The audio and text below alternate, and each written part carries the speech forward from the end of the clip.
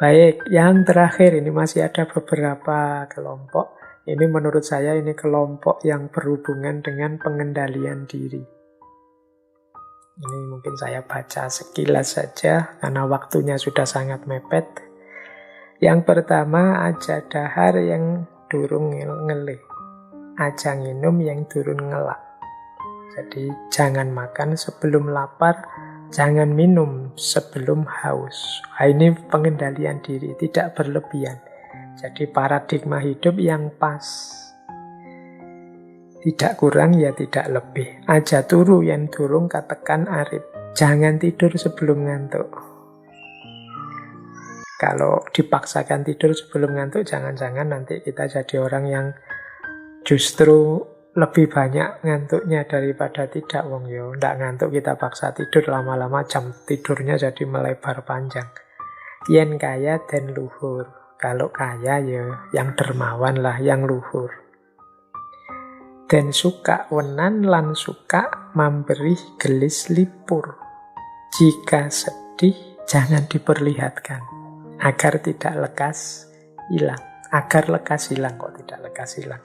Jadi jangan diperlihatkan itu, bahkan bila perlu jangan diperlihatkan pada diri kita sendiri. Kesedihan itu nikmati sebentar saja, jangan berlama-lama.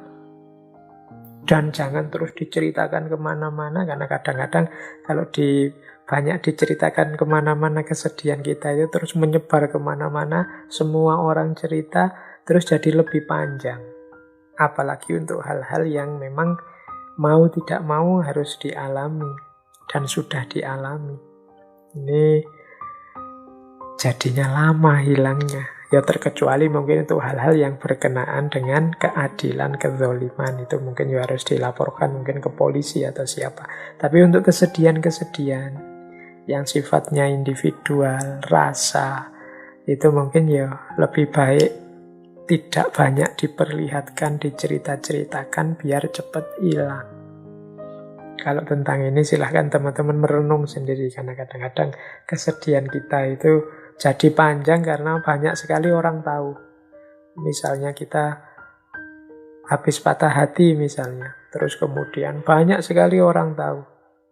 Apalagi kita sendiri juga cerita-cerita, oh, pacarku ini kurang ajar, pacarku ini, dan seterusnya. Akhirnya banyak orang tahu, sehingga setiap kali orang ketemu kita, dia selalu bertanya tentang itu.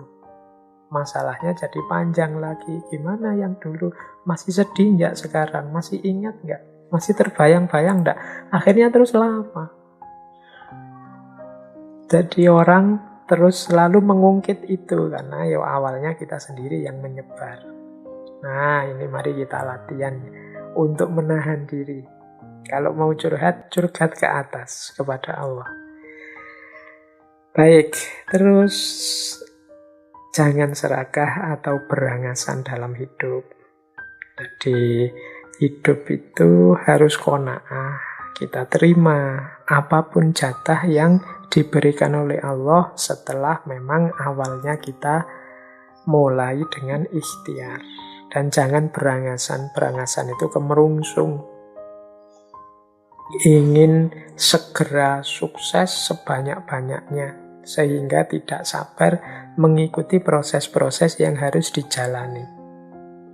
Kemudian goletana rezeki sing halal, cari rezeki yang halal. Dan yang terakhir, aja ngaji kejayan kang Allah. Jangan belajar untuk kepentingan yang tidak benar. Jadi aja ngaji kejayan kan Allah. Baik, itu pesan yang terakhir. Jangan belajar untuk kepentingan yang tidak benar. Yo, menyakiti orang itu kan tidak benar. Maka tidak perlu kita belajar cara menyakiti orang. Membuat orang marah itu tidak baik. Tidak perlu kita belajar itu. Gimana caranya membuat orang sakit hati? Tidak perlulah kita belajar itu. Ilmu-ilmu yang menyakiti orang, menyusahkan orang. Gimana caranya bisa membobol akunnya, bisa, itu semua yang menyusahkan orang, tidak perlulah kita belajar. Tidak tahu lebih baik. Jadi ini bagian khas dari dunia ilmu yang jarang disinggung orang. Biasanya orang itu kan, mari kita tahu lebih banyak, mari kita lebih tahu. Tapi sebenarnya ada bagian kecil dari dunia ilmu itu yang tidak tahu itu lebih baik. Ya seperti tadi, saya tidak tahu cara menyakiti orang itu seperti apa. Saya tidak tahu cara balas dendam yang efektif itu bagaimana. Saya tidak tahu cara membuat orang kecewa, mengingkari janji itu seperti apa. Itu kan tidak tahu, tapi lebih baik. Baik teman-teman, kelihatannya waktunya sudah sampai 2 jam, malah lebih sedikit, mohon maaf. Ini saya tidak bisa menjelaskan lebih jauh, lebih panjang karena ada keterbatasan-keterbatasan waktu. Sekali lagi saya mohon maaf.